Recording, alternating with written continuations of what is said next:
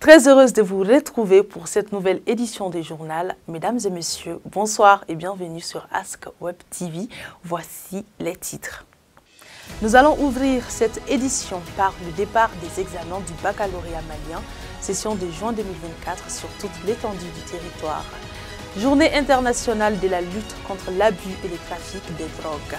Pour cette édition 2024, une cérémonie d'incinération a eu lieu. Nous terminerons ce numéro avec la soirée culturelle organisée par l'Union des étudiants et stagiaires togolais au Mali, UESTM. Des retours sur ces plateaux, mesdames et messieurs, et bonsoir. Comme annoncé dans les titres, les examens du baccalauréat malien session de juin 2024 ont débuté ce lundi 24 juin 2024 sur toute l'étendue du territoire national. À Bamako, si le Premier ministre était au lycée Prosper Camara, c'est au groupe scolaire de Torokorobougou B que 3 membres du gouvernement ont procédé au lancement des épreuves du baccalauréat, suivant ce reportage de Vinabé Dena. C'est par cet appel des candidats qu'a démarré les épreuves du baccalauréat malien session de juin 2024 au groupe scolaire de Torokorobougou B en commune 5 du district de Bamako. Dans l'académie d'enseignement Bamako Rive Droite, 3 membres du gouvernement ont, après la montée des couleurs nationales, procédé à l'ouverture symbolique de l'enveloppe de la première épreuve du bac. Ils n'ont pas manqué d'encourager les candidats. De la vigilance. On entend une bonne surveillance non seulement des épreuves mais aussi des élèves pour se rassurer que ces épreuves se déroulent de façon correcte. Tout le matériel didactique est sur place. Il faudra veiller à ce que les élèves, je sais que n'utiliseront pas leurs appareils téléphoniques. Il faut veiller à ce qu'ils soient concentrés sur leurs épreuves, mais il faut aussi être à leurs écoutes. C'est l'étape qui vous aidera à franchir le cap pour aller vers les études supérieures et nous ne doutons pas que vous avez bien préparé cet examen. Nous vous souhaitons bonne chance. Nous vous conseillons en vous demandant de vous concentrer, de compter sur votre effort individuel et de ne compter que sur ce que vous avez appris, ce que vous avez préparé pour affronter cette journée.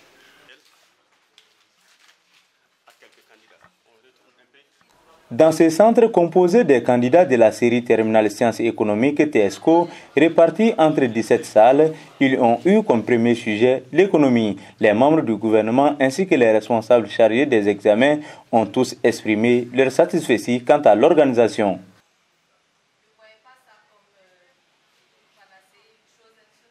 Je sais que les élèves sont prêts et je sais que tout le monde est suffisamment conscient des enjeux pour faire en sorte que tout se passe dans les meilleures conditions. Donc je souhaite plein succès aux candidats et nous sommes là, la solidarité du gouvernement, elle n'est pas seulement pour notre collègue, mais c'est vraiment pour tout le monde éducatif, spécialement aux candidats et à leurs parents et à tous ceux qui sont impliqués dans l'organisation du baccalauréat. Nous les félicitons, nous les encourageons à persévérer, à faire en sorte que les choses se déroulent dans les meilleures conditions. Nous leur faisons confiance pour ça. On vient de distribuer les sujets et visiblement chaque salle a ses sujets au complet. Sauf qu'un candidat a oublié sa carte, alors sans pièces, on n'a pas accès à la salle. Donc c'est ce que nous déplorons. Sinon, visiblement, tout va bien parce qu'on a 510 candidats ici.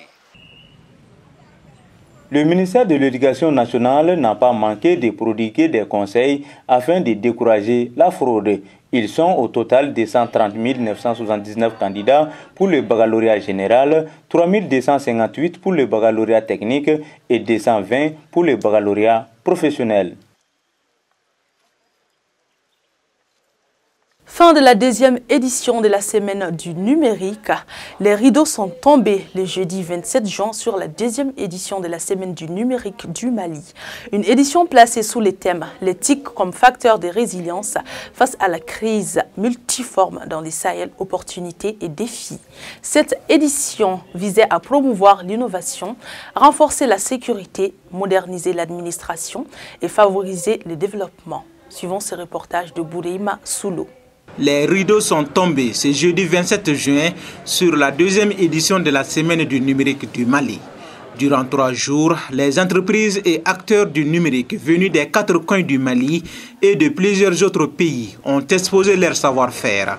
Cette édition était l'occasion pour ces exposants d'échanger entre eux, mais aussi de nouer des partenariats gagnant-gagnant. Un véritable rendez-vous de donner et de recevoir. C'était satisfaisant pour nous. Satisfaisant dans la mesure où nous avons eu la chance de recevoir beaucoup d'hommes de médias dans notre stand avec lesquels on a beaucoup échangé, surtout sur le contenu de la 4e édition du salon que nous sommes en train de préparer. C'est une bonne opportunité, une bonne occasion pour ces hommes de se retrouver ici. Cette grande opportunité qui nous a permis en tout cas de venir exposer nos produits et nos outils et aussi de rencontrer d'autres acteurs, d'autres compagnies, d'autres entreprises qui œuvrent dans le domaine des TIC et de tisser des liens, d'envisager même des partenariats avec ces entreprises-là. Alors EasyPay, c'est un portefeuille digital, donc un portefeuille électronique qui va permettre aux utilisateurs de faire des paiements quotidiens. Donc la plateforme a été conçue spécifiquement pour les paiements quotidiens, les paiements qu'on fait tous les jours, que ce soit pour acheter du pain chez les boulangers, acheter du lait à la boutique.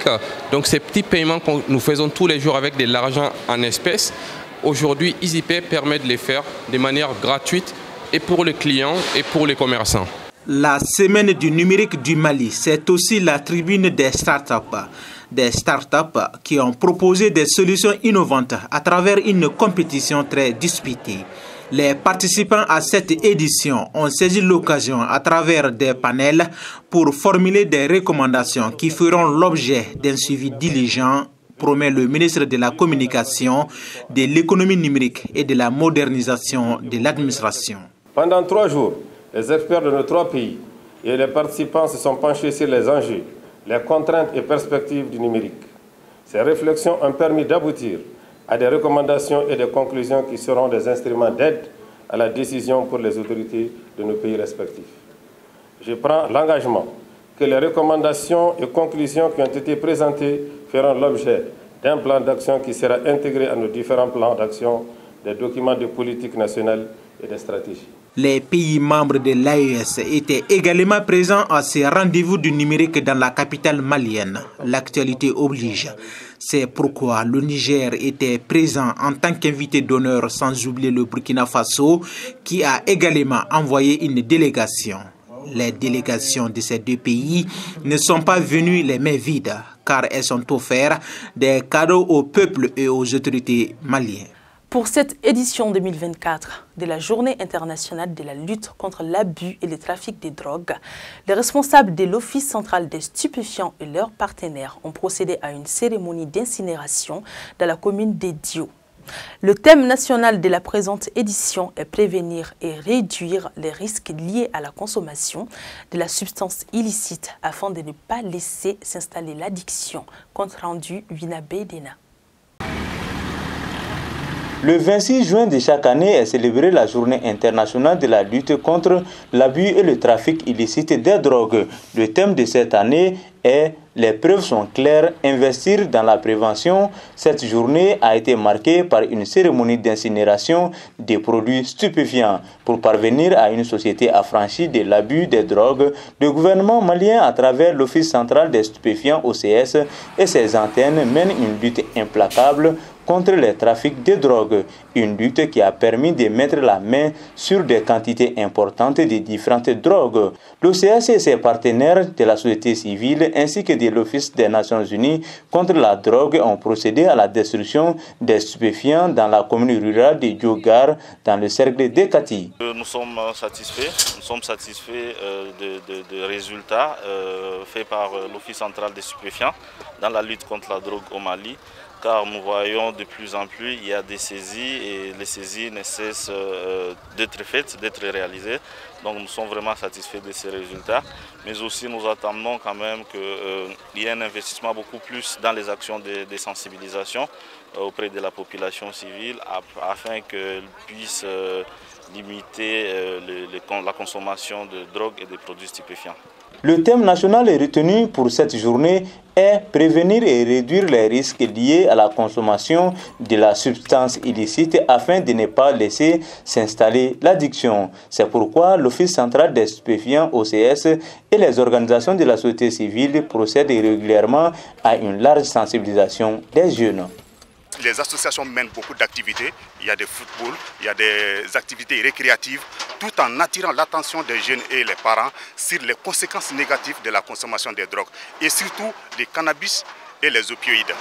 Et selon les derniers rapports, alors 46% des pays ont déclaré que le cannabis est principalement responsable des troubles de santé liés à la consommation des drogues. Et raison pour laquelle nous avons mis cette année l'accent sur la sensibilisation contre la consommation des cannabis. Ça c'est de l'héroïne. Oui, c'est à base de ça qu'ils font l'offre. De 2023 à nos jours, l'Office central des stupéfiants a interpellé 534 Maliens et 11 étrangers composés de trafiquants, vendeurs et consommateurs de drogue. La quantité que vous voyez vraiment voit vraiment à plus d'une quarantaine de tonnes, à peu près dans les 60 tonnes.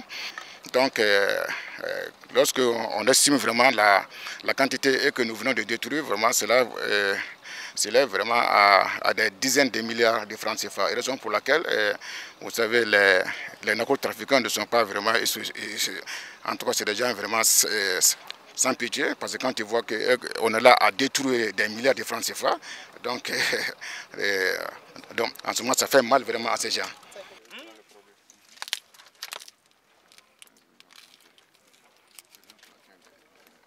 C'est devenu blé. C'est bon? Oui. Ces produits stupéfiants incinérés proviennent des 4 antennes de l'OCS, à savoir Bamako rive droite et gauche, la cellule à reportière anti-trafic et l'antenne de Koulikoro, composée de cocaïne, d'héroïne, de cannabis, de crack, des médicaments contrefaits et des appareils chicha sont partis en fumée, avec l'espoir que cette lutte aboutisse à un Mali sans stupéfiants. Ils étaient une cinquantaine à vibrer sous des sonorités et pas des danses de leur pays. Cette soirée riche en couleurs et de reconnaissance est l'un des points essentiels du plan d'action de l'Union des étudiants et stagiaires togolais au Mali, UESTM. L'objectif était de célébrer la culture togolaise, mais aussi d'intégrer les nouveaux étudiants dans la communauté, suivant ce reportage de Alassane Sow. Afin de se remémorer des bons moments du pays, les étudiants togolais en médecine ont pris rendez-vous avec leur culture dans toute sa splendeur. Danse traditionnelle, défilé de mode en tenue traditionnelle et moderne et interprétation musicale ont été les faits marquants de cette soirée tradie moderne organisée par l'USTM, Union des étudiants et stagiaires togolais au Mali, ce vendredi 31 mai 2024 à la faculté de médecine d'odontostomatologie de Bamako. Alors cette soirée a été organisée à l'endroit de l'étudiant togolais au Mali afin de se rappeler de sa culture, de ne pas oublier d'où il vient. Dans une atmosphère conviviale et chaleureuse, cet événement annuel est l'occasion pour les nouveaux étudiants togolais au Mali d'intégrer la communauté. C'est une soirée pendant laquelle on accueille les nouveaux entrants, c'est-à-dire ceux qui quittent le Togo pour les universités maliennes. Et donc, pour ne pas les laisser dans l'impasse, on les accueille afin qu'ils sachent qu'ils ont aussi une famille. Lors de cette soirée tradie moderne, les regroupements des Togolais vivant au Mali, comme le Haut Conseil des Togolais de l'extérieur et l'Union des associations togolaises au Mali, IATM, ont marqué de leur présence aux côtés de leurs cadets étudiants. Nous remercions chaleureusement la communauté togolaise pour cette merveilleuse fête. Elle fut enrichissante en culture, en tradition. Nous avons beaucoup appris sur le Togo, notre pays de cœur, et nous espérons être surpris pour les prochains événements à venir. La remise d'attestation de reconnaissance aux étudiants a été l'un des moments importants de cette soirée riche en couleurs. Et voilà, c'est la fin de notre journal télévisé.